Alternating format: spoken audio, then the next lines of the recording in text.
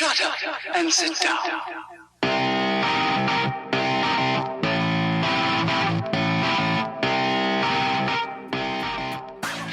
Everybody my age pees their pants. It's the coolest. You ain't cool unless you pee your pants. Woke up today, feeling kinda good. Gonna take my whip out for a ride around my hood. Before I leave the house, I clean up my ride. I make it shine so bright, it's got me feeling full of pride. I head out the door with music in my ears, with my foot on the pedal, and it releases. You are jamming to the Dialed Podcast with Matt LeGrand, Evan Price, Lance Hepler, and Jake Von During. When you are done listening to this, I want you to leave footprints in the sands of time, so stop dragging your feet. Life I live, spreading passion through my bike, I got a lot to give. Sessions with the homies, that's all I need. Not the money, the fame, or to get on TV. What a good day, I couldn't hate it if I tried. Riders mount up, and homie, let's ride. Are you sure this is safe? As sure as I'm a doctor professor. Let's ride. When you by my side, the things that I can do. No matter how low or high, you always pull me through. Mark Twain gives this sound advice. Learn to ride a bicycle. You'll not regret it if you live. Hold on. What did he actually mean there? Hi, and welcome back to the Dial Podcast. I'm Jake Von During, and I'm here with Matt LeGrand. What's up, ladies and gentlemen of the internet? It is lonely here. It's lonely, Matt. I've never been here. Well, I've been here, I think, before when someone has just left, and it just left the two of us. Yeah. But, like, it's weird. Yeah. It's oddly quiet in here. Yep. Evan is in the building. Yeah, that's true. We can actually, if you look hard enough, you can kind of even see If him, we but he's- listen, you might hear him yelling instructions at some poor soul that's, injured and getting yelled at. Yeah. That's price for you. So Evan's working with the patients, and then Mr. Lance Hepler is off the grid. I was like, oh, well, you could call in. No. Well, what about calling in later? We're going off grid in the back, like, country of Oregon somewhere. Who knows where he is? Yeah, he's funny. He just, on a whim yesterday, just gets in the car. He's like, see ya. Get up and go. Yeah. Can you imagine just having that at your disposal, just being able to get up and just go wherever you feel like? I can dream about it, like, because that's what you do, right? Where you're like, oh man, how nice would it be just to be like, hop in the adventure van and go somewhere cool and do a cool whatever ride, whatever. And especially you and I that want to film stuff. Yeah. Like, it'd be better to do that in nice locations. So Sure. Do you I'm think jealous. when your boys are all grown and they're out of the house, do you think Yes. Kristen will let you, or do you think Kristen will? She'll come along. Should we? Oh yeah. You guys Oh okay yeah. for She's that? definitely. The problem is, her work will always be, at a place. Yeah. So like I can work anywhere. So True. I mean, there will be a day that she retires, and maybe one day you can retire too. Would you guys get in your little adventure van and just go off grid and go run the hills of whatever? Absolutely. Yep. That'd be We'd fun. definitely be up for something like that. Can't wait to watch those videos, Matt. Well, yeah, that's like few years off, right? Yeah, when we retire, when our kids are older, those are so far away. I mean, I can barely walk currently at my current age. So when I'm 55, 60, who knows? Yeah. All right. So today, Matt and I are going to do something a little bit different. I'm actually really looking forward to this because I've actually had this on my list of things that I've wanted to do with you guys for some time. It's going to be an interview with me. Interviewing Mr. Matt LeGrand. I'm nervous. He might have a few questions for me, but maybe I'll fire questions back. We'll see. Who knows? Before we get into that, though, you got any backpedaling you want to do real quick? No. No? Okay. Let me think. Running a little bit each week, which is great to be, Nice. I'm literally doing the Heritage Trail on each run. Yep. And that's been awesome. I absolutely love being able to do that. It's just been so nice. Biking wise, a little bit indoors. I did the dialed ride last night, the Zwift Tuesday night ride, which was fantastic, super fun. Yep. Had a blast, just hung in there as long as I could. I knew that the hills were going to be hard for me, like especially like the second lap, hills or whatever. And then so I made it through that, and then I think the game was on the last lap for like chasing down. Mike Guyvan? No, Beef Mountains. Oh, Beef Mountain. Totally different person. Beefy. And so as that started to happen, I was shutting it down. Yeah. We let him go early on the last lap. Yeah, which is let great. it be the bunny rabbit. He left about 30 seconds sooner than he should have, so he was able to hold that off, which was kind of cool. He doesn't need much help. He's pretty stinking strong, which is awesome. Yeah. But that was great, and I think those are key workouts for me. And then the week before, I was really sick. I was really? not like COVID or anything like that, but it seemed like it was just a cold, but it was rough. Like I was like, couldn't get over it. It, you know, it was just tricky because you're not sleeping that well because you're congested, and the kids just brought it home from school. Yeah. Because Thanks, they're kids. Thanks, kids. Thanks for sharing. And you know, we did all the COVID test, of course, because they're not, you know, you keep the kids home from school for a while, get them all kinds of COVID tests and things like that, and of course, no COVID, which is, you know, important. And then my kids actually got vaccinated, which is super cool. We're really excited about that. But at this point, I was like, well, I'm not going to go into, you know, do Evan's workout, or I'm not going to go to, you know, someone's house or go do too much outdoor biking in the rain or, you know, whatever it is.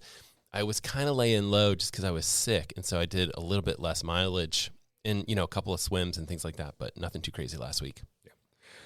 Same. Did you get sick? No, I didn't get sick. I just say it's going around. Just rode indoors all days. It boring. Exactly. Yep. So not much to write home about there. And we do have some decent little chunks of weather looking like it could be a little bit nice. And it looks nice today. My shoulders actually still sucks, but it's feeling a little bit better. I went through a good 6 or 7 weeks of just like, it was not happy at all. But it's settled down a little bit, and it's probably because I've done a lot of riding indoors. So I'm going to try and get outside, hopefully in the next couple of days. Ooh, let me know. Yeah. Especially if you're doing something kind of chill. Yeah, for sure. And you had a birthday. Yeah. How was that? It was just another birthday. It was hailing and downpouring on your birthday, so I was thinking that you were going outside riding. I almost went outside. I was so close, and I was trying to get out of work early, and it was funny that I left work about an hour later than I wanted to and got a notification on my phone that there was a severe weather alert. And I'm like, God, you got to be kidding me right now. And it was like super bad rain and thunder and lightning and squalls and all that other stuff. And I was driving home, and it was just torrential. I'm like, this sucks. This really sucks. And I don't want to go out. And it was a little bit later, and I didn't want to be riding when it was cold and dark by myself. Yeah. No. So I opted for the trainer, and I did Zwift and just chose a route on there that was a little bit more challenging than just doing something flat and going fast with the bots. So it was about a 2 hour and 20 minute ride. So whoa, yeah, it was good. It's pretty good. And then you still had time to do stuff with the family if you got done early. That was 100% part of the plan there, so that we could do the family stuff. What'd you guys do? Dinner? Fancy dinner? We all have our favorite. Barrett cook for you guys? Doesn't he cook for you guys sometimes? He tries. He's actually, today when he gets home from school, he's asked if he can make cookies. He's going to make some chocolate chip cookies, so he likes to do that. Like, awesome. But all three of my kids know their way around the kitchen, which is kind of good. That is huge because my kids do not. Yeah, we've had nights where the kids make dinner, and it's always fun. And wow. I've always been cooking since I was a kid too. So we did this thing quite a few times and we do this. My kids love doing this where we call it the pandemic diner, where like my wife and I haven't gone on dates in a long time or whatever. Yeah. We have, but it's just during the pandemic, we weren't going out at all. We weren't going anywhere.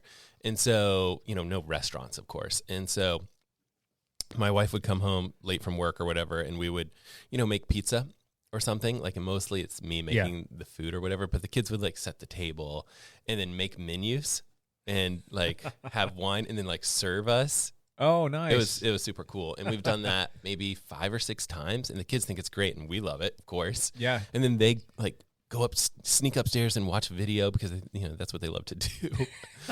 Because we don't let them watch that much video, so they get to watch video, and then my wife and I get to have like a date. So that's really cool. Pandemic diner. Oh, love it. Cool. Yeah. Other than that, it was just another birthday and yada yada yada. So yada yada. Yeah, there's not much to backpedal on, and we'll move on. Champ Bailey's not here. I don't have any news to report. I went and watched a little bit of cyclocross this past weekend. Was there any big race? There was the second to last race in the Cross Crusade, and went out there and watched some of the team. I didn't have that much time because I had kind of a busy day, but I got out there and watched a couple races, and that was fun. Triathlon, every single podcast you ask me, like, what's new? What's going on? I'm always like, nothing. When there's all these big races going on. But there is Arizona coming up. That's like what we talked about, and it's... I don't know. Maybe we talk about that next week's podcast. Sure. I don't know. Yeah. We've got a couple locals here that are going to be out there doing that. We've got Josh Mondes going out there, and he's doing the full Ironman, and he'll be highly competitive in the what was it, the elite category, the age group or elite. Well, I think it's age group until he's pro. Okay. But yeah, he should be very competitive. Yeah. That one does bring in some studs. You'll get some people coming. He'll have some competition. Sure. You get people coming from Europe and things like that. And because it's a fast bike course, you get some guys that can move pretty well. And we got Scott Goodrich is another Yes. one from And this neck of the woods. He's another guy that I would expect to have a huge PR. Good. Because he's just he's just this guy that like over the years has consistently gotten faster. Yeah. Now he's like Ironman, Kona, world qualifier. Like Good on him. it's amazing. Yeah. It's awesome to see him. And you got to cheer for him because he's just like works hard, nice person, everything that you like to see, when you see someone do something like big like this. Anyone else locally going down for that race? Not that I can remember. I'm sure there's a lot of triathletes in this area, so I'm sure there's more people going. Cool. Yep. Podcast news out. Podcast news out. No champ, Bailey. Trying to come up with something funny there, but we got nothing. Let that roll. Let that be. All right, so let's do a little interview with the one and only Matt LeGrand. One and only. Matt, I'm going to start off with something. Just kind of start soft. Start soft. Yeah. Just get into you personally a little Yes. bit. You have been doing this coaching thing for a bit of time now. How many years have you been coaching? Camas high school cross country coaching this past year it was more of a volunteer role. So that's like my 7th or 8th year. I don't remember. We'll say 7 years. We've been doing it ever since I've known you. Yeah, a long time. And it was a paid position for, the whole time up until this year. I decided just because of basically like couldn't juggle the kids correctly, that I couldn't do it as a paid position. And so I switched from 6 days a week to 3 days a week. And, okay. It's great. The kids are super fantastic. They're great kids. And it's something I want to get back to, like more being, more part of the team as opposed to, doing it only halfway. Yeah. But it's just tricky, and I think it will be tricky with kids for a while because my kids are swimming so much, and they're doing so many other activities. Sure. They're doing track and field and cross country at middle school level too. So, I saw you at those races. It's tricky I wouldn't have been at any of those things. And it's mostly like, how are we going to get the kids to all these things? So I don't understand how you even have the time to do that. I mean, being a dad, running the kids all over the place. You've got your own business, and you're the chief cook and the bottle washer of your business. And I describe it like this. I coach cross country, dad of 3, and have a job writing software, and do YouTube stuff, and coaching all the things. And I like to do triathlon. I'm not good at any of them. So that's the secret. It's like being very poor at all of these things as opposed to like doing something and being good at it. How many more years do you think you'll coach? I think it's hard to say. Like part of me thinks that I will, it's hard to say. Like I kind of see like 2 paths where one, I dive in deep and, do more stuff with the team.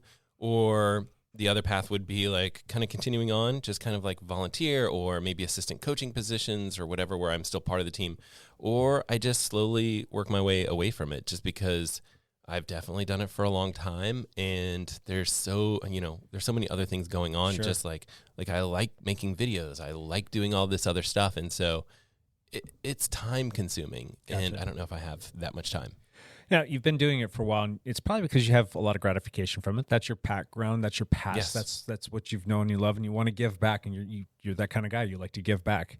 What are some of the best moments that keep you coming back from being a coach? Well, it's, like any of the kids for sure, right? So there's kids that graduated, 5 years ago that I still keep in touch with. Sure. And it's like, these are just good human beings. Like, when you have a large team like that, you get quite a few, you get to know like all of these people. But there's just a couple that stand out that are just amazing people that you're just like, this is just an amazing person. Like I'm very excited to have known this person. Sure. And get to continue to see what they'll do in the future. So those are the things that stand out, not necessarily performances or even winning state titles. Like our team has won state, I don't know, since I've been coaching probably 5 times or something like that. Wow. Between the women's team and the men's team, maybe more. And that's great. I don't care. I don't want to be, I don't like the whole spotlight stuff and being on the podium and all that stuff. Like that's I want the kids to do it. I want them to experience it. I want them to, Sure. have this in their memory banks that they can look back on. But getting to know these kids is definitely the best part, and that's aside from running. Gotcha. Yeah. Well, good on you for being a good coach. Let's talk about coding for a second. Sure. We've probably jumped into this a little bit. That's not really what your degree's in, correct? Correct. Yeah. So I studied in undergraduate school. I did business administration and sports administration, and I thought that I wanted to do sports marketing for a company like Nike or some sort of big sports company that was maybe running related, because I was obviously obsessed with running at the time. Still am. And I finished undergrad, and I had a year of eligibility left to run. And I talked to a whole bunch of different schools that wanted me to run for them for that 5th year of eligibility. And University of Alabama had this program where, first of all, basically I didn't have to pay for school, which it was like you're paying in-state grad school stuff. And then there was like scholarship opportunities. It was like great program. It was just like a great setup. It was a master's in marketing. And so I was like, perfect, let's do it. And did that, had a blast, got to train with all of these, Kenyan athletes, some of the best runners in the world. And it was good. It was just such a good experience there. I loved it. And after that, I basically had like a half a year or so to finish like grad school. It was really almost like a whole year, but like half a year of school. And then it was like, there was just time left over. And I was like really into like just a lot of tech stuff, computers and things like that. Same way we are now, right? Like you and I like geek out about, benchmarks of new computers. And I was just into this whole scene. And at the time, this was early 2000s. If you could make a website, you could get a job, like a good job. Oh, yeah. And so I had this choice of, taking an entry-level marketing position. And keep in mind, this is like right after 9/11, like the economy had crashed. There was not a lot of great jobs. And the jobs that I was like looking at taking on were like running shoe sales rep, which sounds like actually would have loved it. It would have been great. Like you basically are going around to different running stores and you're talking to them about the products and you're getting them to fulfill orders, and that's your job. Or same thing like drug sales rep, which really? made more, makes more money, but it's not anything I was passionate about. Or there were other marketing positions that were very entry level that didn't pay very well. And you could basically just make a lot more money making websites, which is what it's like, all right, I'll do that. And one of the so I made, I had my own website that did like running news and stuff like that. That was pretty popular for a little while. And it was called therunning.com. It's an awesome website. Oh, don't have it anymore. I was going to say, don't you wish you still had that URL? I did for a while. And then I think it like someone snagged, like there's these domain squatters that, So that happened on a number of different domains that I owned over the years. But then I got the opportunity to make the website for the Olympic trials, which was... Wow, I didn't know. That's news to me. Well, you're going to learn a lot. Sure.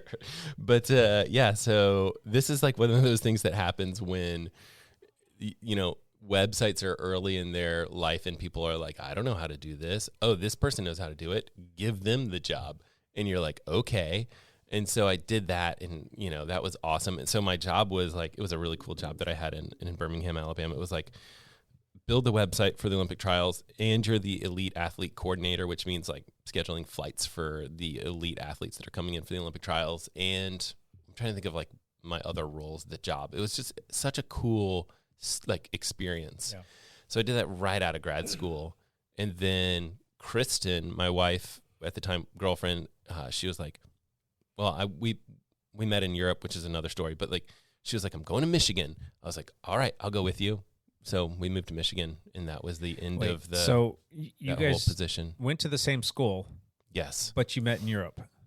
Yeah. So how did you not know all these stories? I don't. Well, that's why I'm interviewing you, Matt. Dang it. So we kind of knew of each other. She was like I was a okay jogger, right? Kristen was like an NCAA all-around gymnastics champion, like the real deal. Legit. Like she had, like if you drive around campus, there's like literally, you know, you have billboards of football players. She had her own billboard.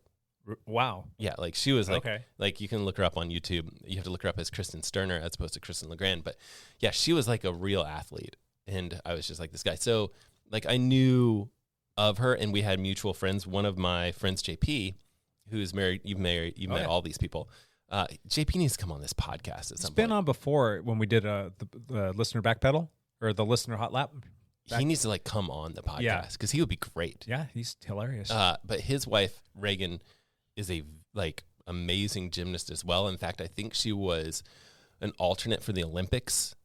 Yeah, like these are amazing people. And so they were like a serious couple. JP left Alabama the year, and then I came in to the university, and people would call me like the new JP, which because we look alike. But then they were like, "Oh, you guys are both in, you know, bumming around." Like Kristen was doing a study abroad program in Spain, and I took a one-way flight to Europe, and I was like, "I'm gonna see how this goes." And I was just totally just bumming around Europe like as cheap as I could for a long time. And they were like, "You guys, you know," I think so. They said, "Kristen, read this guy's website," you know, because I had a website, and it's hilarious, you know, or whatever. And then like we met up and what did we do? We hung it, like just started traveling together, you know, like that's what you do in Europe or whatever. We went to the beach of Valencia, which is like southern Spain, if you guys are familiar with all this stuff. And we like hung out with her. And what I thought, so she was like, "I'm going to the beach with Steph." And, you know, like maybe she thought like I knew who this was or who knows.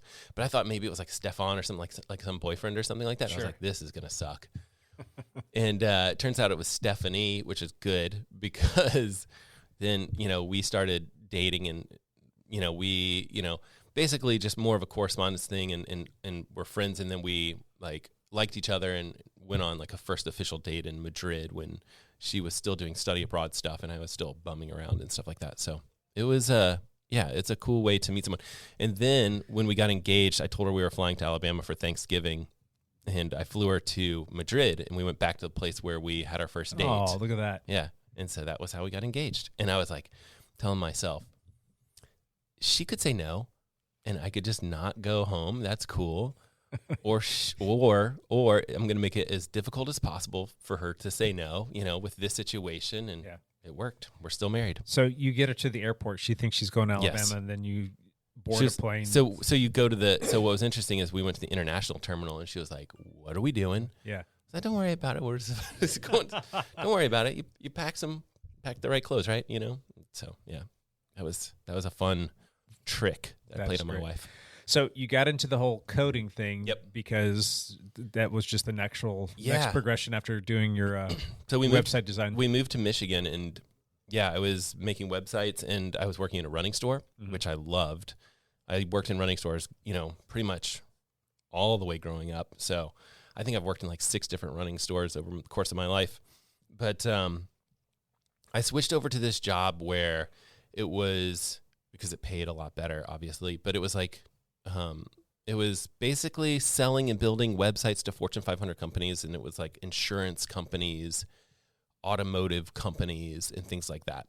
And other smaller companies too, like doctors' offices and places like that. So we would, you know, I would go in and I would have to wear a suit and tie. Like, this is just not me. Like, if you know me, it's like, wear a suit and tie every day, you know, go meet with these companies and pitch whatever, like our technology, how we can do this, all this stuff, and then manage a team, like a small team of people that were about my age or younger, like in college, to get the website built or whatever. And I hated it. I liked the people. I liked you know, when I originally took the job, I said, you know, like, I like writing software. I like making these websites. And they were like, well, that's going to be half the job, 50% development, 50%, you know, consulting. It was 100% sales and consulting. And they only let me develop something if they had a problem with, like, we can't figure out how to do this thing or whatever. Like, can you hop in? That's the only time. And so I did that for a little while. and I switched jobs. There was this programming language that I was really into. It's called like Flex. It's dead now, but like I was really into it. Like I just was like in my spare time teaching myself how to do this. I was like, this is amazing. I just think it's really neat. And I decided to apply to the top companies that do this technology. And I was like, here's what I'm going to do. I'm going to apply to this company first because they're number one, and then I'll just go down the list. I was like, eventually someone will just say yes. And I applied to the first position, and again, this is at a time in like history when like this tech stuff is, there's just not a lot of people that could do it. And the first company was like, how much do you want? You just name your salary. And I was like, I don't know. I threw out a number, and they were like, okay, that's your salary. And I was like, should have said something higher, I guess. But that was that. And that company was, worldwide. And so I would travel with that group, like writing software. And it was good because I learned a ton about really writing software. And then they were pretty much okay with me moving to Portland when my wife moved out here for residency. And I did that for a little while. And then there was basically another job that you can see, this is kind of like how it happens in a lot of this stuff where they'll look at the top companies and they'll look at their programs and they'll just kind of like steal them, they'll just offer them more money and so that happened to me. And so I switched companies. I worked for a smaller company for about a year or so. And right as Ethan was being born, my first kid, they put all of us on a conference call. They were like, hey, I know you're on paternity leave, but we really need you on this conference call. They put all of us on there. This is a small company, maybe like a dozen people or something. And they were like, we can't make payroll next week. We're done. Like we can't keep the doors open. Oh, no. And it was like, okay. So I waited, just out of courtesy, I waited like through the weekend, just because I figured that this guy needed to like let the public know that the company was dissolving. And I just put out a message and I was like, hey, I do this type of development, I'm looking for consulting. And I got a ton of responses. I picked up a client that lasted a whole year doing like a stock trading application. Okay. It was a web-based stock trading application, which is kind of like what every, stock trading application is now. But back then it was kind of new. And that was it was like the craziest amount of money that I've ever made. It was like, oh, okay, I think I'm going to be okay here. But there's a little bit of a scare when you have like a new baby and you're like right there. Yeah. Right there. Like brand new baby, no job. So, jeez. And, been doing my own consulting ever since. Okay. So I did have to switch programming language. That Flex programming language basically got killed off. Okay. Which happens sometimes with programming languages. Now, what do you do mostly now? So I switched right after that I wanted to be a mobile developer. So I kind of like taught myself Android and iOS development. And so I thought I would just be like blanket mobile developer. And then I just slowly gravitated more towards Apple because that's the products that I was using. Sure. And so now I only do iOS development. So that's it. Yep. That's quite the journey. My friend. And most people that listen to the podcast know that the main company that I work for is in the Portland area, and orange and swooshy logo. I'm not really allowed to talk about the projects that I get. They're all like secretive and stuff like that. But that's been the past 5 years or so. Yeah. I think maybe somewhere in that range. Taking up a lot of your time. Yeah. It's been great. It's good to have some consistency with that. I mean, it'd be great to have a little more diversity of clients, but for now, this is good. I'm happy with where things are. If things slow down, I have ideas for different things I want to do, but it's hard when, business is good. You tapping into the metaverse? No. Yeah, I could jump on the Facebook metaverse. Aren't there several different Do you think Well, I think there are several different conglomerates that are going to be vying to have the prevailing metaverse, if you will. I don't know if there's a better term for that, but there's patents that are being filed. I know that Nike just filed something like 5 different patents, if I'm not mistaken. You have to show me that article. I'm interested in that. It just came out this past week, and I'm always kind of interested in that kind of stuff just to see what's right around the corner and me too. How that applies. It doesn't have the usually I get like a feeling in my gut, like this is going to be big. Mhm. And I don't know. I mean, I don't get that vibe from this. I think it's just a matter, like when I see how it all connects, where there's like, here's like what needs to happen is, and I'm sure Facebook this is exactly what they're doing, where it's like, here's the basic structure for a digital place, digital world. And anyone can use this structure and it can link in. Like the reason the internet is so big is because hyperlinks, right? Yeah. That's all it is. It's like, okay, well, you have this server could be your computer here could be a server. There could be a server over here. You know, you're going to broadcast this, and then we have hyperlinks to connect all of these different things. So that's like the connective web between the internet or whatever it is, these hyperlinks. When I see that for the metaverse, then I'll get excited. I just don't see it yet. I'm sure it's in the works, but I don't know. Have you caught any of Mark Zuckerberg's tour going around YouTube, sitting down with some of the bigger tech YouTubers talking about the metaverse? And then I only saw part of his, they did this like company speech. Basically, you know, they do these like yearly announcements or you know, developer conferences where he talked about the name change to Meta and things like that. So I watched that and it looked gimmicky to me. Bit. I think there's something there. Just Sure. No, stay tuned. It's just kind of an interesting little thing. And what are they calling that? The Web 3 or Web 3.0 or something like that. And getting into all the NFTs. And that's another podcast, not ours. I do think that augmented reality is going to be a thing where you can wear glasses and you can see, like the easiest example is like, oh, if you have glasses on, you can see directions. Like you can see a big arrow turning right on the road, right? Yep. So that stuff makes sense. There's real value there. I think it's easy value. It's an easy sale to make that happen. And I think a company like Apple will do Apple glasses, and then everyone else will jump on board. Gotcha. So that's my guess. Gotcha. Yeah. All right, before we move into the next topic, one last thing. Is there like a passion project that you would like to work on, something for you or something that you've wanted to do that isn't tied to somebody writing you a check to like an app that I want to build for myself? Yeah. I mean, I have some ideas and I don't know when I'll ever get to them. Like, definitely I want to build something. I mean, ideally like consulting work slows down and then something like this picks up, you know, where I have time to do something, but something along the lines of being able to help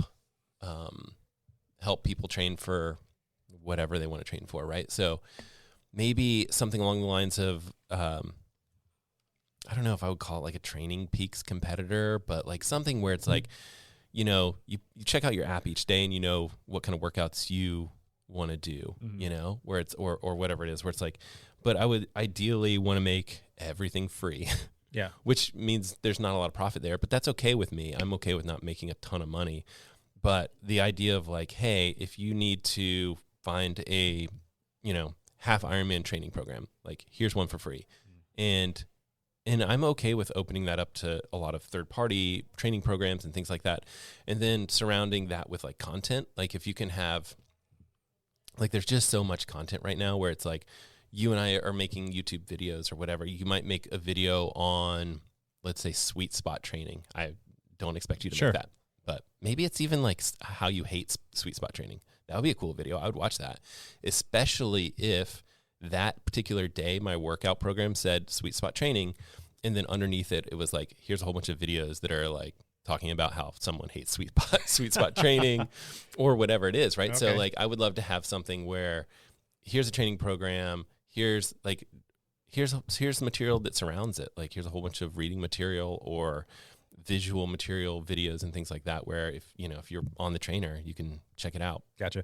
Do you currently have any apps in the App Store? I know that you had the one that did the overlays. That's a good question. That was a lot of fun until you let it go because of the problems with Garmin always changing. Garmin was changing. So to be fair to Garmin, I was bending into their API system, right? Like I was you could call it hacking. I don't really like that term, but like, yeah, I was, this was like you would post your ride to Garmin Connect or whatever, and then I would pull that information down, all the stats, whether that's like your altitude or your mileage or whatever, and then you could overlay it over any image you wanted to. Yeah, which is a simple app, right? And but I wasn't so Google. I mean, Garmin does have an API, and they were like charging for it or something like that, and so I was getting around that. So yeah, but so the problem with that is like as they change stuff, you'd have to go back. It breaks your app. Yeah. So do you have any apps currently in the App Store? I don't know. Other than maybe Well, some paid stuff that No, you've done nothing for- personal. Nothing personal. No, Gotcha. nothing personal. All right. Definitely not. Yeah, I would definitely if I had an app in the App Store, like I would make sure everyone knows about it, because one of the hard things in the App Store or anything online is like you get buried by so many other things, Sure. and so you really have to promote it pretty aggressively if you have something that you want people to see. Well, that kind of leads me to my next topic is YouTube. I mean, if you Oh, were to boy. make an app, you could use your platform there to push that out there. Well- You've got a pretty devout following here locally as well. So I think the only thing is like I don't really want to sell people on anything in particular. yeah, true. But I would let people know for sure. But I'm not here to, I'm not on YouTube, or if I make an app or whatever, it's not to like make a killing, I mean, there's ways to do it. Like you could have advertising on the app and stuff, but I probably would avoid it. I would want something, I don't know, designed a certain way. You But could maybe set up a little Patreon or something like that. Yeah, if people maybe. wanted to support Maybe you, say Patreon thank or you, something. they kick Like, you a few bucks. I like Patreon. I think that's a good like avenue where it's like, hey, these people just believe in what you're doing. Yep. Great. Maybe that's something to think about. So let's talk about YouTube. You've got a channel. How long have you I been? do have a channel. You have a little channel. Yes. How long have you been doing? When did you first get started with that? Almost exactly the same amount of time that we've been doing this podcast. Really? Because so I don't know if you remember this. We were coming out. I don't even know what we were doing. Maybe we were doing like some sort of team dinner or something. Like we were coming out of Hopworks, and you were in the parking lot. Maybe we had done a bike ride. I don't know. Maybe it was anyway.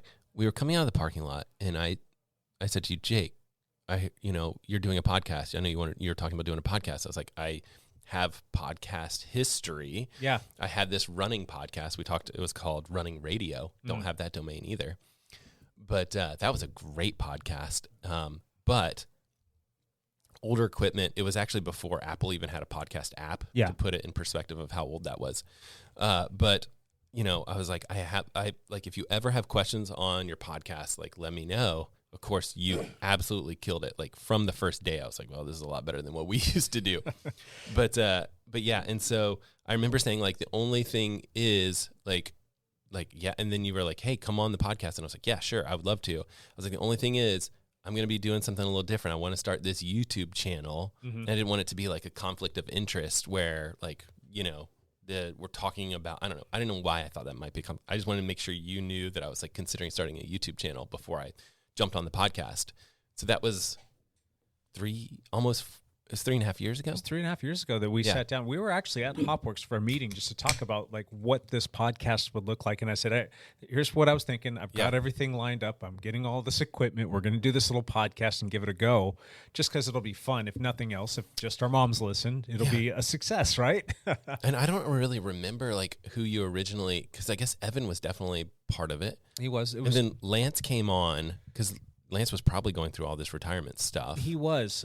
He knew about it, and he was in the throes of making that decision as to whether or not he was going to, retire. And he did decide to retire. And he's like, "Hey, I want to come be on the podcast." And I'm like thinking back in my head, I'm like, "You're not going to come be on the podcast. You're going to be on the podcast." So, yeah, absolutely. Yeah. Well, what a great pickup for sure. Yep. But I feel like he came in on like the third podcast, maybe third, fourth, somewhere in there, like really early. Yeah. So, and it was super fun. It's history from there. So let's talk about your YouTube channel. You do mostly triathlon related stuff. Yes. And, basically all the three disciplines that filter into that. What are some of the favorite videos that you've made? We just watched one. I don't know. I don't know which one's the favorite. It's like the stuff that you make most recent tends to be preferred a little bit, I think. Do you find it hard to go back and watch some of the older stuff? The really old stuff, yes. Because and I think anyone listening to this that wants to start a YouTube channel, like consider this, like your first video is gonna be your worst. Yep. No one's gonna watch it, so that's great. Make all the mistakes you can. Just like you should just throw in some extra mistakes just for fun because no one's gonna see it. And they're only going to get better. And so your expectation is that the first one needs to be perfect. It needs to be crystal clear. It needs to be all this stuff.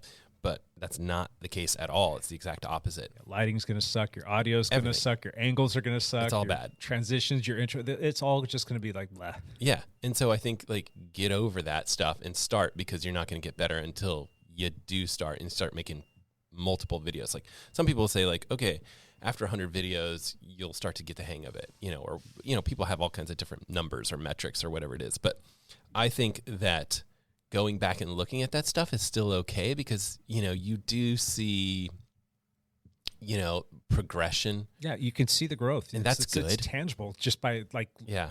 Is something tangible if you're watching it? But anyway, you know what I'm getting at. It's a little cringy. Yeah. But that's okay. Yeah. So I'm okay with it. Lance and I have made some videos, and after the fact, I go back and listen to it. I'm like, oh my gosh, the mic wasn't working, and now I've got to use the mic that was internal on the camera, which was far away, and it was terrible, and there was a hum and a hiss, and like you don't know how to do half this stuff, and you just figure it out, and it sounds bad, but you post it anyway, and you go and you learn and you fix it for the next time. Yeah, and I make mistakes all the time still. I had this video, the 945 LTE. I have it on. That's wearing 2 watches today, by the way. Yep. And my frame rate was set really low, and it was just a mess. And I posted it anyway, and I'm like, yeah. And one of the guys that I'm friends with from YouTube, he's like, you know what? Just post it and don't worry about it, and make another video. Just like start making another video. You can make a video about the exact same topic again. Just like keep making videos. Yeah. And that's what you do on YouTube. You just keep making videos. And so I post 1 video per week because that's what I have time to do. And I would love to post 2 or 3 videos per week because I think that's more within the realm of like where you can have faster growth. And I haven't missed a week in 3.5 years. That astounds me. But yeah. I mean, we haven't missed anything on this podcast, Right. but Same there's not deal. near as much work that goes into making one of these podcasts than there is Maybe. I don't know. doing the video. I mean, some of the videos are short and quick and fast. And you get good at that, and you've kind of got a formula down that works well for you, but you still like the editing process. There's a lot more to editing than people know or realize. Yeah, editing takes a while. Editing is like, depends on the video. Some of the edits are stupid, right? Like I'll try to make a watch spin without, whatever. And it's like, oh, that's going to take me a couple of hours. No one knows. And it's like, oh, there's only 2-second clip on the But I think video you're itself. a little bit like me. Like you get gratification out of that. Like, look what I was able to do. And even though it might have taken you way farther, like you had fun doing it. You enjoy the process of learning and making it look the way that you want to do. And there's a certain amount of success there. And then the person on the other end is like, oh, that's cool of that, 3 or 5 seconds. Most people, sometimes they don't even notice at all, right? You're like, you have no idea I how long wonder that took if, me. like, so on your recent, it was the cyclocross race at Washougal, where you had the 3D text, and it was basically imposed on the course itself. Yeah. Like, that was you probably showed that for 5 seconds. Yep. And I bet you it took you, I'm going to say 30 minutes to an hour to make that. In that realm. Because I know how to do it, right? Yeah. Like you're switching over to After Effects, I assume. I don't use the Adobe stuff anymore. Yeah. So I'm all does Final Cut Motion Pro have and Motion. something? So there's Motion probably makes and it easy. Probably takes you 5 minutes on Motion. It definitely is faster. Final Cut Pro and Motion all day long, and twice on Sunday I will take over the Adobe products. I can't quit Adobe because I love Lightroom, and I'm getting to like Photoshop even more. And there's certain aspects of different things like Illustrator, like I like. Yeah. And you have this whole cloud thing, and I get an educator discount through my wife, so it's not terribly expensive. I'm still giving them money every month, and I'm like, do I need that? And it's just not quite there in terms of like cutting it all loose. But I definitely do not use Premiere anymore, and no After Effects. And yeah, I that wonder has made how my life a lot better. Yeah, I bet it's faster. Yeah. So I do use Adobe products, so I'm that guy that's like, oh, this could have been done in 15 minutes. It's going to take me 2 hours. There you go. So your favorite movie or videos that you make, kind of like the one that you and I watched, your little parody on. Oh, yeah. So we were just talking about a parody of Iron Man, and it was like 2020, Iron Man 2020, become an Iron Man in 2020. Yeah. And it was hilarious. Like, become a registrar of an Iron Man, because you can't actually race Iron Man in 2020. And I posted that to YouTube. Didn't make much, not a lot of people watched it. But when I posted it on Facebook, that was like, it got lots of views. I think 10,000 views in the first day or two. Yeah. Iron Man saw it, and they requested Facebook for them to kill it. And so Facebook killed it. Thanks, Mark. Yeah. I blame Mark Zuckerberg personally. So that's fun. But that was a fun video. And, I don't think it deserved to be killed. I don't think, because I used my own footage. I didn't use Iron Man's footage, but whatever. Well, it's still live on YouTube. It's if still on anybody wants YouTube. to go watch that. Yeah. I really enjoy the videos where you bring some of your wit and your humor. I like those too. They're fun. I know that they probably don't win as much. I mean, when you do That's the whole okay.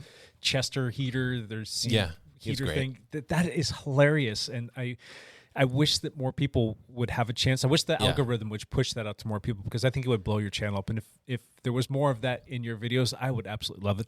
I think about that a lot. Where Yeah. it's like I think I think people if they see that they can connect with you as a person. Whereas like if you're just talking about a watch, which a lot of times is like you're talking about specs, you're talking about this stuff. It's just like you're not bringing a lot of personality into it. And I think that that's fine. I just think that the videos that you really connect with it, you're like, I'm going to subscribe to this guy. Yeah. That's the stuff that is like a little bit more fun and enjoyable or funny, or you connect with that person on like a, through sense of humor or whatever it is.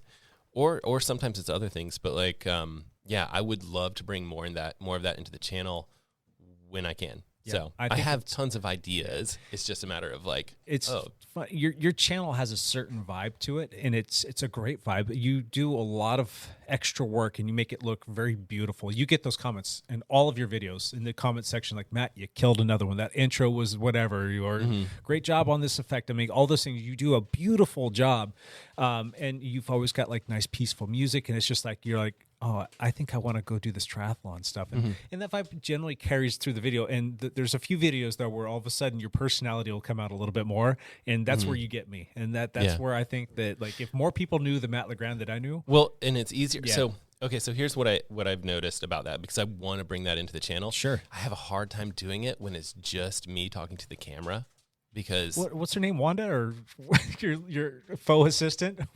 I don't remember what her name is. Whatever her name is. I'm like, Wanda, hell of a job. Hell of a job. So No, that's hilarious. I but- don't think it was Wanda. I don't remember what it was, but when we're on the podcast, and we're chatting with each other, that's so much easier for me to just like especially looking across at Lance and his mustache. I'm like, oh yeah, I can definitely joke around with this guy. So I think it's partially the fact that I am talking to a camera, and there's not a lot of feedback there. That is true. So maybe we need to send some people over to poke fun at. And or let you poke fun at her. So filmmakers have dealt with this same problem before. Sure. I'm not like the first person to have the same issue. And they do the same thing where they create a character where so this is like the Chester C heater, or Chester Q heater, or other characters that are off screen or whatever it is, and so you have this like fake interaction. The dialogue, And the dialogue itself, I think, really brings a different element to the video, and so I can do that. So Backwards Hat Dylan, right? Yeah, that's classic right there. Yeah, Dylan Johnson. Yep. Is the last name? Yeah, he was on our podcast, and he has a YouTube channel, and he has this hilarious backwards hat guy who is always about like ripping the legs off of someone on a easy ride and all this stuff. And so it's like a perfect character for him in his videos, because he's always talking about the science of cycling. And I don't necessarily think that I need to have like some character in every video, but at the same time, I see real value in having like the dialogue piece. So we'll see. Knowing you will figure something out. Yeah, and it will be I've seen funny. the other thing people do is like have a conversation with a computer. Like, I'm sure you've seen that too, where it's like, oh, my AI assistant, is always talking trash. Yeah, make art now. Yep. Yeah, well, he does that, and I've seen other yep. people do Yep. the same thing. Like, Yep. lots of things that you can do Gotcha. to create dialogue. What has YouTube taught you? I mean, you've been doing this for 3 years. You've probably learned quite a bit about yourself. You've stayed diligent about posting one video a week, and you haven't missed, and you've created a ton of great content. What has YouTube taught you? YouTube has taught me that you have no idea what video is going to do poorly and what video is going to do great. Yeah. That you might as well just make videos and post them. That's Gotcha. it. That's all. What are your goals for the channel? Well, so I have like secret goals of, I know you don't like to share your goals. You're not a big sharer with that kind of stuff, because then it makes it real, or you don't want to. One of my goals was to hit 10,000 subscribers by the end of the year. Yeah. And it's going to be close. It's going to be within like 2 weeks. It's going to be like really close. I think I'm around 99,200 right now or something like that. So like 800 subscribers to 10,000. So just like little numeric goals like that. And then when I think about that, I'm like, that's a stupid goal. Like, I don't need. Why would you say that? Because I think that subscribers are great. Like, I like that more people are watching the videos because I put a lot of effort into them. So that's great. But at the same time, like, what if I had 10 subscribers? Like, it'd still be cool to make the same videos. It would still be cool to put out these videos to these 10 people that I think is really good. The things that I appreciate, you know, like some of the fun intros. I love making the intros. Yeah. And so I probably won't stop making the intros. But because some people think, like, you need to get to the content. But I like making the intros, so that's what I'm going to do. But I appreciate watching those videos, and I think they're fun, and I think they're I don't know the way I would describe them. I think I'm getting better at that. Yeah. And so I'm going to keep doing it. And so if less people are watching, I think that's okay. A smaller channel is better in a lot of ways because you can really interact with your subscribers. Mm-hmm. Like if you have 100 subscribers, there's real benefits to that. Like, you know, the people that are subscribed to your channel, like it's awesome. Yep. Like, I remember when I first started my channel, just being like, this person watches every week. Like, I know this person. In fact, I got an email this morning from a guy who I don't really remember exactly when he started watching my channel, but early on, probably around 1,000 subscribers or something like that. And he's been, for the past 4 years, wanting to do a triathlon and not having been able to do it because of the pandemic and not having a lot of confidence in his swimming and stuff like that. And so he's turning 50 and he's like, should I sign up for, like, my friends challenged me as a turning 50 thing to, like, sign up for a half Ironman. I was like, do it. Like, just do 100%, yeah. And so he sent me an email this morning, like, should I do it? And I'm like, yes. And so back and forth email with him. Like, I would have never known him had it not been for the channel. Sure. And, like, you can't do that when you have 100,000 subscribers. Yeah. Because that'll be a lot of emails. But you can do it when you have 50. Yeah, and you do a really good job too of staying on top of your comment section. I've gone there and I'll scroll down. I know it's you don't hit them all, but you do a really actually. Good. Oh, you do? Yeah, right now. Oh my gosh, we've got a fraction of the subscribers you have. I just don't have time for. Well, it's not that I don't have time for them. It's just like I've got too many other things, and if I'm responding to comments, then I'm not replying to emails, and I'm not taking phone calls, and I'm not helping folks out. And I don't find replying to comments that difficult because, you know, it's such a passive thing. Like, if you're waiting for the kids at swim meets, you can get through 100 comments. Like, you can. There is that. There's just lots of times in my life where I'm waiting for kids to do such and such or da da da da. You know, like, you know, all these little things like that where those are perfect times for me to, like, reply. And I have canned responses, which, you know, I think is okay. But right now I reply to all of them, and I'm thinking I got to stop doing that. Yeah. At some point. Yeah. Because it's, you know, because, you know, my wife will be, like, sitting across the table with a glass of wine, and I'm like, let me just reply to this comment real quick. Yeah, I would get the backhand on that one, so. Yeah. Or sometimes I've actually been driving with my wife somewhere. I'm like, here, take my phone and reply to the comments, and, you know, and she'll, like, read them to me or whatever. And sure, because I'll be driver and she'll be passenger. So the goal was to hit 10,000. You're just about there. You're at I'm probably going to miss it. 9,230 something. I'll probably miss it by a couple of weeks unless I push hard the next couple of weeks. So we'll see. Okay. Do you have any other goals for that channel? I mean, what do you want to do? So that's short-term goal. Short-term goal. You're doing some pretty cool stuff. I really enjoy. Well, it's only been one so far, but the series that you're doing right now with all these other tech YouTubers, you push this out there, and you're talking to some pretty well-known people in the community, and they're all know you. They've all accepted you. You're in that sphere. That's what's crazy. They know who I am. Yeah, which is, like, they're at this level.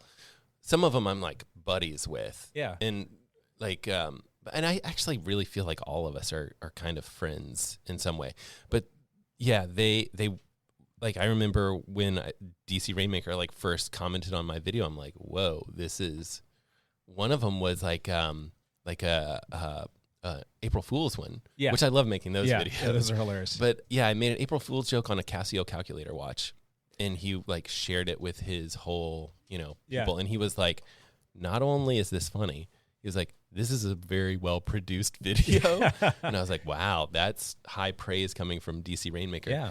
But that was 2 years ago or so. I don't know. I mean, and he's widely regarded as the guru of the gurus in the whole tech review thing for, like, sports, right? I describe him as the encyclopedia of sports tech reviewers. I've been following that guy for over a decade now. Before reading his blogs and just kind of, like, if you wanted to know about a product, everybody That's where they took. I can remember walking into REI back in like 2008, asking the question like, "Oh, you should go onto DC Rainmaker's website and read his reviews."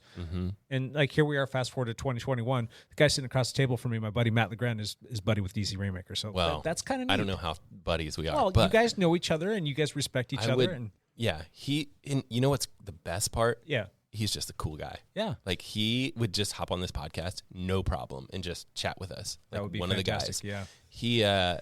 I sent him an email saying like, hey, I actually sent him an email first because if he said no, I was like, all right, well, I can just scrap this whole idea. Yeah. But I sent him the email first and I said, hey, I have this idea for a series of videos where I just ask you guys a whole bunch of questions, kind of like these questions. Yeah. And I sent him the questions and I was like, here are the people that I would ask to do it. And he was like, yeah, let's do it. Yeah. He was like the first person. First person to send me content, first person to do all the stuff. And then, all the other people said yes too. Not because DC Rainmaker was doing it, because they were just like, sure. Yeah. Everyone is just nice and willing to help. And they all get it. They all understand it. And they like the community as much as you do. So there's something to be said there. It's impressive because they have nothing to gain by being on my channel, right? Yeah. Like they are going to get 1 or 2 subscribers when they probably get 1,000 a day, basically. Yeah. And so they donated their time to this project, and I ask them a whole bunch of questions, and then I break up the videos based on the question. And so the first one was like, what's your favorite place to race, ride, and run? Yeah. And then the next video, which I think is going to be popular, maybe a little bit more popular, is like, what's your favorite watch? Which, granted, these guys get asked this question all the time. Yeah. But, they're going to answer it on my channel, so we'll see how it goes. Who was the guy that was on the mountain bike and he was ripping it up going downhill? And then by chance, DC was there. It's not by chance, but. Are they from the same area? They are not. Oh. So if you guys want insider information on secret channel workings, hopefully Dez and DC Rainmaker don't listen to the podcast, but those guys every year put out this video that's like the 2000 year in review sports watches. Okay. And so I don't know that they're going to make that video for 2001, but Ray happened to be visiting Colorado Springs where Des Fit channel, his name's Des Yap, also lives. So I assume that Ray flew to Colorado Springs to do this video with Des, and they'll put this out probably in the next 3 weeks or so. Okay, that's cool. That's my guess. Excuse me. That was a funny part too. You got to go watch Matt's video. Yeah. It was just pretty funny, like DC's reaction to a question that was. It was perfect. Yeah. It was really perfect. Yeah, and I think they have some funny stuff planned. Well, I don't think but I think Des from DesFit has some more funny stuff planned. So should be fun. I'm excited. Well, I'm excited to see what happens with your YouTube channel with time, because I think that it's going to be one of those things where it's going to blow up. I mean, you've shown steady growth and it's been great. And I think if you can figure out that mix of like letting the Matt LeGrand's wittiness and comedy get a little bit more injected, that's just my personal 2 cents. Yeah. No. I think right on. If you were to do that, we got to find you like a Wilson volleyball or something like that we can put on your desk, and you can have interactions it's with that. I do think it's that, like, because here's the thing: if you have a joke and you plan it, like, let's plan a joke right now, and then we'll say our joke, and it's just going to come off so bad and so dry. It's so much more real if it's in the moment. Like if you have like 4 guys and like it just comes out naturally. Yep. And that doesn't translate well to like me sitting in front of the camera. And so little jokes and things like that just don't hit as well, I think. So we'll see. Steal Lance a few more times. Yeah. No, Lance was on my channel for a bike lights video, which was super fun. And I'm giving away some bike lights. So there you go. People should jump on that. That would be fun. You have a passion for the whole videography and the cameras and all that other stuff. Yes, you and I love nerding out on cameras. All the fun little things. What's on your wish list? What's something that you really want to bring into the fold so that you can have to play with it? Do you want to know another secret? What's that? One of the questions that I ask all those guys is like, what camera do you use? What's your setup? And so one of the videos in the next 5 weeks or so will be what all of those guys use, which I think will be fun. Yeah. I only think it's going to be, I don't think that'll be a super popular video. I don't think a lot of these are going to be that popular, but for me, I love hearing like what they use and what kind of stuff they have. And some of them are like, Canon, or I use a Canon camera, or I use a Sony. One of them's like, you should use your smartphone. like all the time. Really? Yeah. I mean, it's, you know, a lot of people are using GoPros and stuff like that because they're on bikes, but like those phones are getting really good at doing Sure. stuff. So if you're thinking about starting a YouTube channel, consider using your phone. Yeah, for sure. I mean, Dylan Johnson, that's what he uses for That's his what channel. he uses. He's got his, what, 200,000 subscribers? Does he have 200,000? It's up there, yeah. I didn't know he was that growing high. like wildfire. So I started watching him when he had like 20 or me 30,000 too. or something. Yeah. Maybe not even that much, but now Yep. he's just taken off. Yeah, So, his stuff has blown up, which has been great because I'm glad to see. No offense to, I mean, I like Global Cycling Network. Yeah. I love GCN. I think they've done really well, but it's almost like too polished where it's like, this is a show and you kind of take it for that. yeah. I don't watch it that much anymore. It depends. It depends on what they're doing. I don't watch their... I'd rather see some like individual Yeah. that's just like kind of doing it on their own, Yep. like make it happen. And so I like Dylan's channel a lot. So going back to my question, Yes. what's on your wish list? Um, What is it that you want to bring in to make your videos that much better? Okay, so there's a couple things, you know, I think the camera that I have is fantastic. I don't need a new camera anytime soon, probably for a long time. Well, I mean, we'll see, you know how future is, but like, Yep. so there's always lenses. There's always lenses. One of the lenses that I don't have that they would, so in, I would say photography or cinematography, potentially they would call this like the, you know, one of the big 3 lenses that you should have.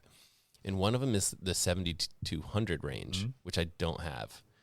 And Sony just came out with this new 70-200, which would 2.8. 2.8, which would be G-Master, perfect. yep. But it's also super expensive. Uh-huh. And I think I would probably use it most for taking pictures of kids stuff, like Yep. going to soccer games, going to things like that. And so I don't know exactly how much I would use it for YouTube, but we'll see. You would find a way. I know that when you're in your studio, you're not going to use it very much, but when you get outside get and out. start, it you know. Anytime you're out Yeah. and you're getting someone on bikes and they're far away and Yep. stuff like that would be a fantastic lens. Yeah, that's one of the things I love doing is going to races and taking photos, and then I love going to my kids' sporting events and taking photos. So I get a ton of use use. that I a don't have the 70-200 anymore. I used to have one, the 4.0. I sold that in favor of the 1-400, and I absolutely adore that lens. Now, Yeah. it's not a 2.8, so it's not going to get that pretty focus. Well, it also depends too, like how dark it is and things like when that. I use it, there's usually good light. So Yeah, exactly. So I don't know if you need still gets 2.8. light in there. Anyway, you can still use Maybe. it for some pretty cool stuff. So Then I think the other lens that I really would, you know, like a good macro lens, because I do think that I would use that on a lot of videos, because I do a lot of product videography. I have one if you want to borrow it. Do you have the 90 mil? Yeah, maybe I'll borrow it sometime. But I got that used off of Marketplace for about half the price. I don't know why the guy sold it for that price, but it was in mint condition. I'm like, holy crap, I got so lucky on this one. If nothing else, I'll have it for a few years and sell it and make a few bucks, but I wouldn't let that thing go anyway. It's a fun little lens. I'll borrow it sometime for sure, because that's what I think that because I, you know, I definitely enjoy, like, I like, you know, as much as the product stuff, like I don't like being part of like the whole, you know, sales channel or whatever. I like making product videography pieces. Sure. Like I like that stuff. So a macro lens is kind of what you need for that stuff. Yeah. And so I don't know. I could definitely see myself picking something like that up. Gotcha. Yeah. Well, Some sort of macro lens. So would you say that the product reviews are your favorite style of video that you make on your channel? I don't know what my favorite is. I think that I mean, I think I enjoy making products look nice if I can. Then, and that's a challenge. And then, so they tend to be what I do the most of, and they are also the most popular videos.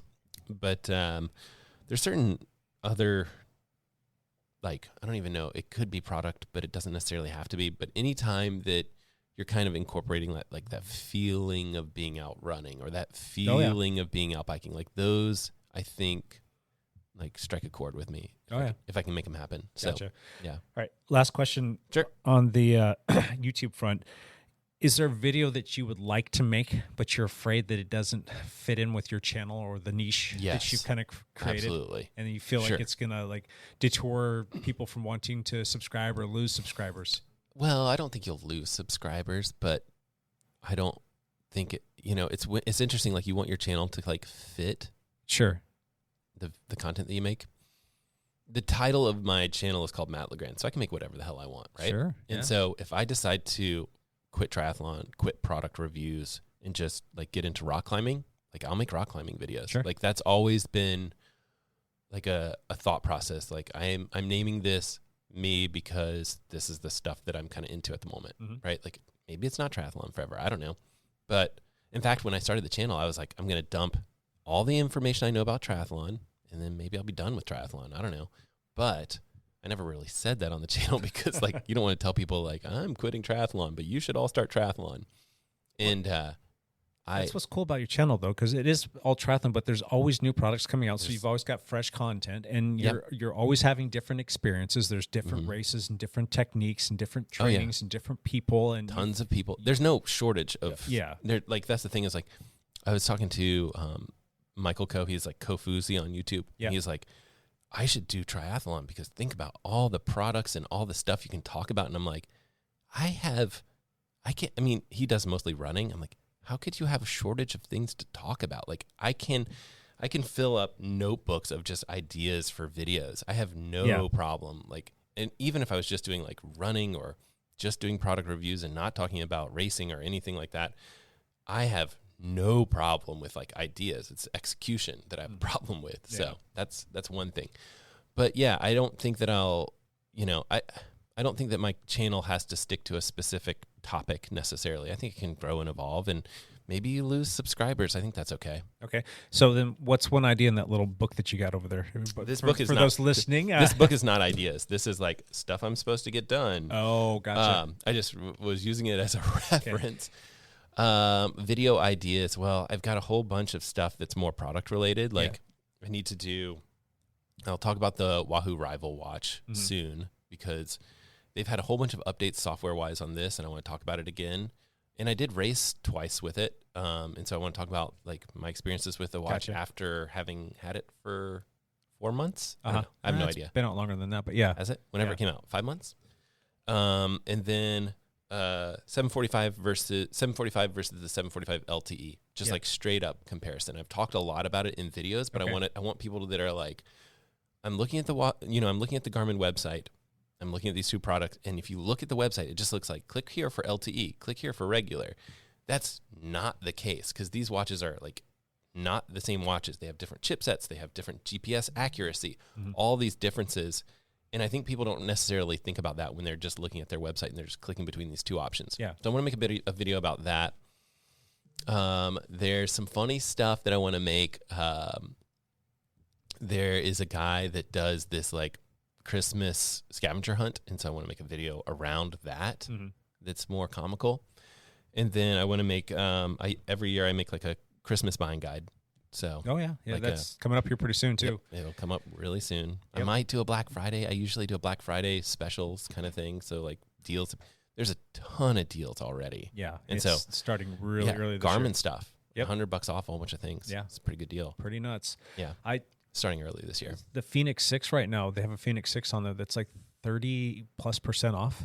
Woo. Yeah, on Garmin's Is it website. the Phoenix 6 Pro?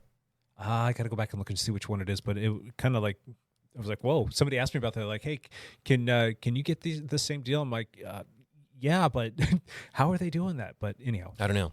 I mean, that Phoenix 6 theoretically should be on this last leg. So not last leg. A little birdie told me sometime late in January we should see something with the number 7 behind it coming out. Should probably not talk about that on the air. Yeah, well, I was talking about a little birdie, something 7. I don't know. Anyhow, all right, let's get into the last topic real quick, and then we'll call this a day. I just want to talk about your triathlon stuff real quick. Where do you see yourself with triathlon in the next 3 to 5 years? Do you think that you're going to get back after it? I hope so. It's such a weird thing. So anyone that's listening to the podcast should know that my ankle is a problem. The doctors are basically saying it's not going to get better in that I should not run, but I've been running a little bit, So what happens if you do keep running and it does keep obviously you're going to have to deal with pain, but are we talking about hey, Matt, you're going to have ankle replacement surgery or maybe? Yeah. Is that seriously? The surgery that they're talking about is drill into your hip, get bone marrow, drill into your ankle, it's like all that stuff. And you're like, no, I'm not doing that. I just won't run, I guess, so it's not great. the solution, but I also am somehow optimistic if I can run, 3 to 6 miles weekly, then maybe I can like just participate in triathlons. So that short term, that may be what I get away with. I get a lot of people that are like, hey, we need to sign up for half Ironman together, or we need to sign up for this full Ironman together and train for it. And I'm like, yes, except for no, I'm not going to do that. Not that I wouldn't want to, and I'm sure it would be great, but right now, the way my ankle is, I can't assume that it's going to get better. Gotcha. So my plan right now is for next summer to do like hop in some triathlons, maybe do an Olympic race, probably do a whole bunch of sprints and just have fun. Yeah. And video a bunch of stuff because I like the video stuff. Gotcha. What are the most hated and loved parts of training for you? Winter indoor bike rides are not that much fun, especially so when you have to do really long bike rides on the indoor trainer. Like my record is, I think, just over 100 miles or something like that. I've done it a couple times. Those are long days. That's terrible. Yeah. It's horrible. It's like weather was horrible outside and we're training for Seattle to Portland. It's like, I kind of have to do some long stuff. Yep. And it's like, I guess indoors. Gotcha. Will you ever do another bike race? Oh yeah. Just bike races. Absolutely. Yeah. I'm assuming that you're going to throw, time trials into there. Does that count? We'll put that in there. I mean, that falls under the bike racing category, I guess. But would you ever do a road race? Let's get more specific. Yeah, I think so. I had a good time when I did. I've only done, what was that race I did? Silverton. That was fun. Yeah. It was a little. That's a tough course, man. They're all tough for different reasons. Well, I stuck with the group for a while, and it was real yo-yo-y, which is, annoying. And then finally got broken on some hill, and then just rode by myself for a long time. And I think that's okay. It's like you got to learn how to deal with, like, it won't be yo-yo-y if you get in the right spot and do these things or whatever. Gotcha. And I think that when you're out on your own, it was just like, well, this is just like a triathlon. Just hunker down and hurt for. Yep. So I did that and passed a whole bunch of people. But you're not going anywhere. Sure. You own a mountain bike. Would you ever Yes. consider dipping your toe in the waters of mountain bike racing? I know that you got some development to do there, but would you do something like a short track race? Yeah, short track, yes, Yeah. because I think those are safe. Yeah, it's a nice little gateway to getting immersed into that genre. And I think like I'm all about safety. Safety, I'm Dan. all about safety here. So like short track seems safe to me, whereas some of the other mountain bike races that are further out, like maybe have some different challenges to them. Sure. So yeah, I think short track is okay. Gotcha. And then what about gravel? Will you ever Yes. get a gravel bike? Will you get into Sure. gravel racing? Will you come ride gravel bikes with us, please? Yes. Sure. All Absolutely. right. Yeah, and I can, I don't know when I'm buying a new bike because that seems like a big undertaking, but I mean, gravel makes perfect sense for me. Yeah, it's a thing of beauty. Yeah. Do you have any wish list items that you're wanting to buy for triathlon right now? I still need a time trial bike. Yep. And, there's like the BMC has always been like, oh, that would be a good option. And then I just don't think it's going to fit me perfectly. And I don't want to spend $1 gazillion on any sort of bike. And so I'm just waiting For the right one to present itself. But I also, if I'm only going to be doing like a couple of sprints or maybe throw in an Olympic in there, do I really need a time trial bike? I don't know. I have no idea. You can go pretty good with some aero bars on that team machine. That you Yeah, got, so. I could do that. I could throw some aero bars on there, and I could, and I think it's okay too to not have the fanciest bikes in the world, and you could spend that money towards a gravel bike. There So, you go. We'll there see. you go. What are you going to be buying on Black Friday? What am I not going to be buying on Black Friday? I basically have been waiting for a whole bunch of time to purchase some stuff, and so a lot of that stuff is like, we knew it was going to be on sale on Black Friday, and here it is. Yeah. So I feel like maybe I'll pick up a camera lens, Okay. I feel a little bad because it's like there's new computers to pick up. Like I feel like I'm spending a lot of money right now. For this year, was it this year that you picked up your new Sony camera, or was that last year? The A7S III, right? I'm not sure when it was. So, Whenever it came out, I picked it up. I I think that's been around for a year. So About I a think year. So you got that probably last year, but yeah, you have picked up. You got a new drone. I got a new drone. Yeah. And that was another thing that I've been literally waiting for like 2 years. Oh yeah, yeah. It took them over 3 years for that to come out. So And it's just like I was watching all the rumors for years, and Yep. as soon as they announced it, I was like, Yep. done, purchased. And the thing about my drone is I use it a lot, and it is when I say it's super glued together, I'm not joking. It's literally super glued Yeah, together. yeah. And I love that little drone. And even after having this new fancy drone for a couple of days, I still think about that little drone, and I'm still fond of it because it's tiny. It does like any of these small drones does, they'll do like 90% of what you need. Mm-hmm. It's like get it up in the air, get that perspective, and get a photo or a video or whatever. Any drone that you get, even if it's fairly affordable, can do that. sure. And that one's nice because it can fit in my jersey pocket. Yep. It's Well, just a little beat. It's a little beat up. Mini 2S or whatever it is, whatever the latest iteration of that small one is pretty nice, and it's got a really nice little camera on there too. So I know people should, if they're thinking about getting a drone, I think the one to get is still the Mavic Air 2. Mm-hmm. I think that's a good drone. It does a lot of stuff. Sure, it's got a for great camera on there. reasonable price. The one I picked up is called the Mavic 3, and it's just, this is like one of the questions was like, would you ever talk about something, other than triathlon or whatever?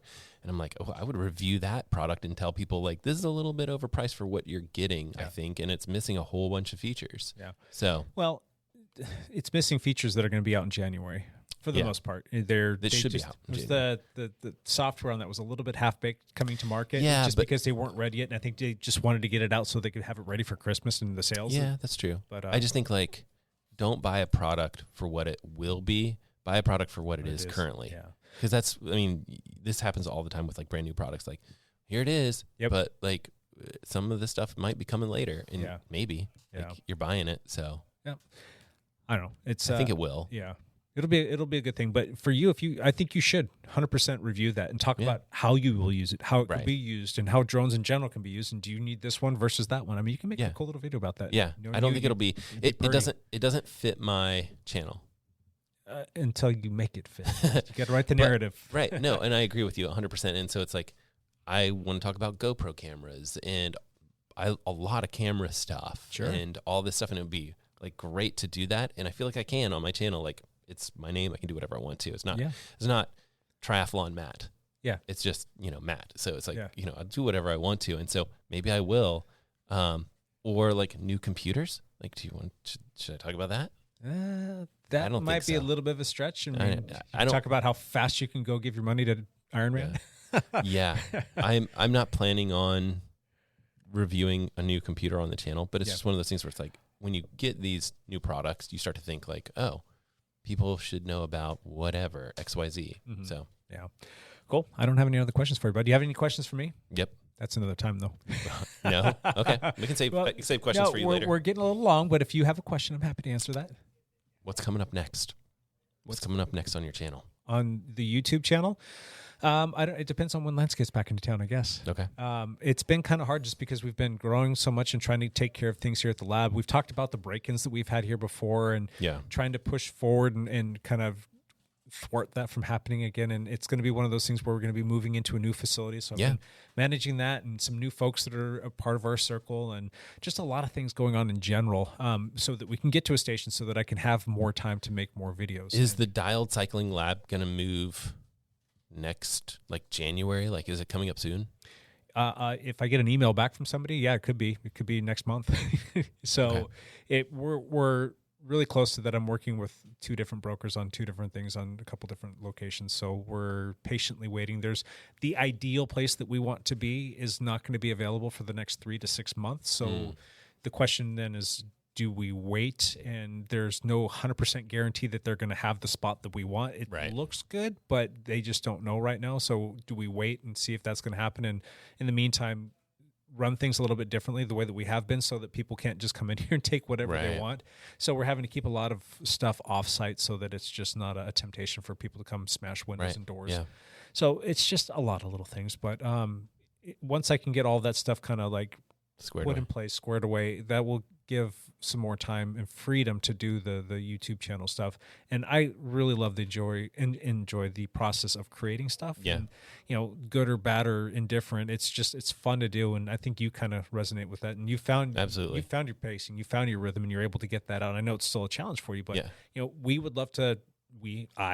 Lance and I would like to put out a video every single week and do different things. And there's a lot of cool perspectives and different things that I want to try. And it's going to be hard because I don't want to stick to just one thing. I want it to be a multitude of things. And, you know, people are either going to love that or hate it. But like you, at the end of the day, I don't really care. I mean, if you don't want to subscribe to the channel, I don't care. Yeah. We'll make videos and some of them will pop and they'll do great. And some of them will get maybe 100 views. Yep.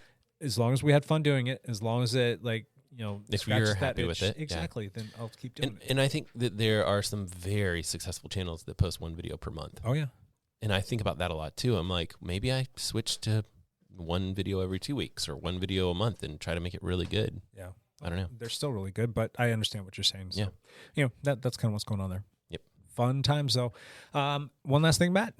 Yeah. Okay. So I mentioned somewhere along the lines here that the 8 YouTube people, some of the top guys in the sports tech review world, whatever world that is, are going to be coming on the channel. They've done one video. The next video is like what their favorite watch is, which I think is kind of like a pretty interesting topic for this particular group, because for any other group of people, it wouldn't be that exciting. But for this group of people, it's like, man, this is going to be tough for them to answer. They can have just about any watch that they want. Yes. Right? And they do. Yeah. And they should, because they have to know what watch is what and what things do where. And a